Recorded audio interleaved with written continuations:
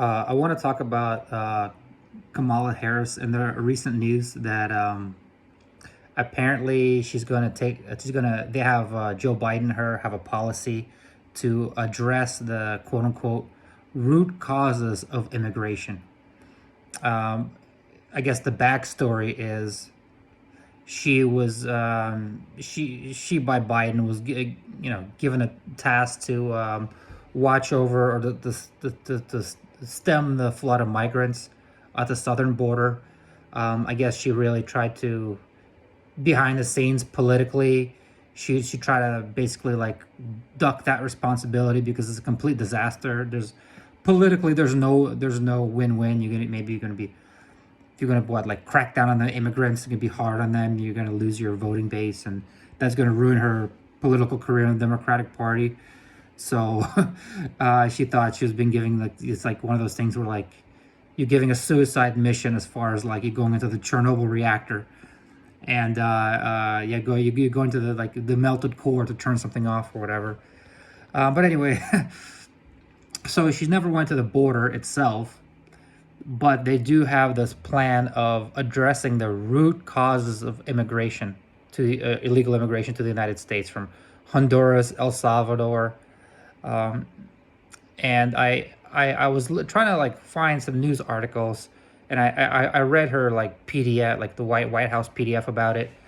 Now, in all honesty, I see that they're trying to, they drummed up $500 million, no, $500 billion worth of private money from like Pepsi and some other companies to invest in infrastructure, to invest down there. But I'm trying to find out how much of the actual U.S. taxpayer dollars are actually going to go into these projects.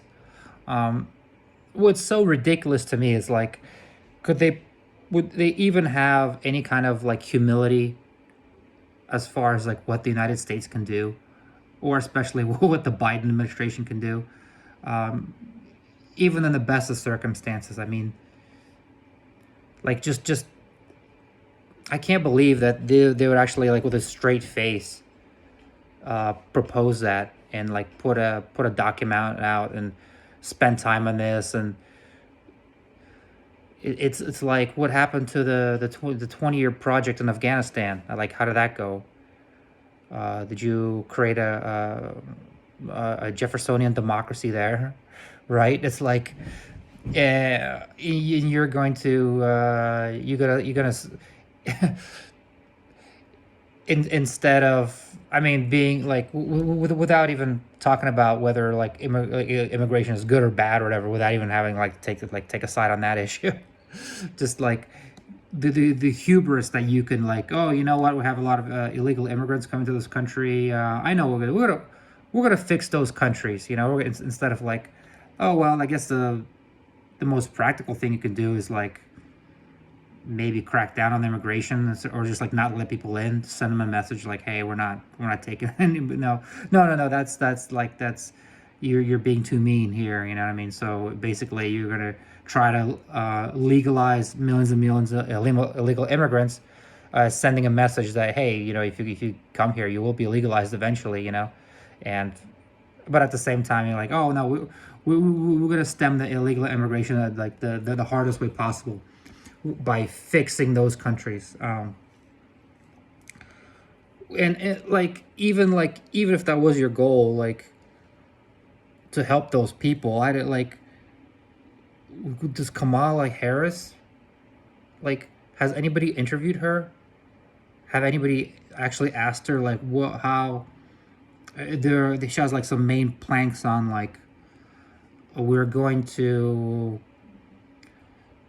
end corruption, and we're going to grow their economy, and we're going to have a better legal system, and you know what I mean, or we're going to more written out laws so companies feel more confident, invest, like this and this and that. It's like, have anybody had a serious conversation with her about that? Like, does she know anything about that? I I bet you, like, if you get Kamala Harris off the record, just ask her like, hey, so how does the economy grow? She would say something like, she would know. or I'll put it this way: her whatever she says will be quite different what like the mainstream professional economists would say. As a matter of fact, neither the Biden, Trump, the U.S. GDP has been growing really slowly, like at 2%. You know, it doesn't matter what administration, we can hardly get our economy to grow faster. Now, yes, granted, we have a more advanced economy, and it's much harder to grow a more advanced economy rather than like if you have like an economy that's stuck like 50 years ago. You can make real big strides by copying, you know, like look at China. They just copied the industrial stuff from the U.S. and they made huge strides by taking people off the farm, you know. But even still, you actually believe that Kamala Harris or just her aides or whatever like are going to craft a policy to grow the economy of those countries and to crack down on their corruption? I mean, you need more than Kamala Harris. You need like who's the guy who transformed Singapore from a swamp to like this thriving city state? Oh yeah, you need like the greatest living, you know, politician in the world. Like you need like 10 Lee Kuan Yews to go down there and like take control. Does the U.S. even have the authority? It's not like a colony. Does the U.S. even have the authority to like if they see corruption start like cracking skulls? No. I mean, I'm sure U.S. is gonna like give aid for like hurricane relief or whatever, and then whatever. Who knows where the dollars are? What politician is going to end up with those dollars, and how he's going to divvy up with his friends or whatever. But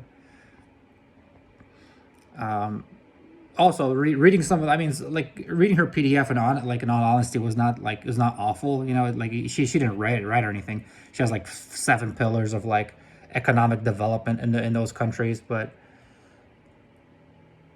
it's like why why are we worrying about Honduras right now? Why can't we grow the United States economy? Why can't we have pro-growth policies? I mean, they would say they do have that, but I mean, I would beg to differ. We should be cutting our own like red tape and regulations here. We should be making streamlining, getting rid of any kind of cutting any kind of favorable taxes for one industry or tax breaks or favoring one industry or another. Get rid of all this like crony capitalism stuff going, you know, so businesses here have a way even playing field. Getting rid of like unnecessarily burdensome regulations, getting rid of corporate taxes, and there's a lot of things. I mean, not to mention that I mean, is this illegal? The flood of illegal immigrants. I mean, is that even a thing that U.S. I mean, the Social Security system in the United States is built as a Ponzi scheme. Basically, it works when there are more people working than people retired, but with any Ponzi scheme, as the population, as the U.S. population grows older, more and more older people will have to be supported by young people working, and our population is getting older. So, in a funny way, you probably to resuscitate even economic growth too. Just depends on the population growing, and as our society gets richer, people tend just to decide to have less kids. As women get more educated, they just make choices to have less kids. So in a funny way, it's almost to avoid, you know, complete economic collapse or like stagnation in the United States. You might have no choice but to let in like millions upon millions of immigrants. I don't know. What do you guys think?